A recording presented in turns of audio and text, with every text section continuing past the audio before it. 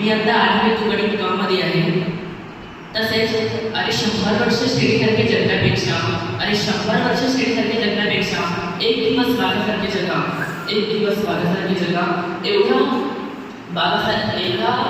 शब्द बाबासाहेबांनी म्हटलेला आहे. तर सर्वप्रथम आपले आराध्य दैवत छत्रपती शिवाजी महाराज,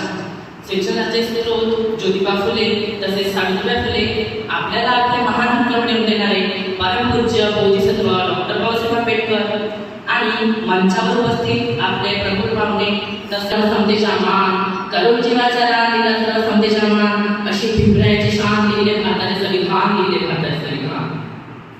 गुलामगिरीचे सुखला तोडणारा महायोद्धा, उपशिक्षकांच्या अंधारामय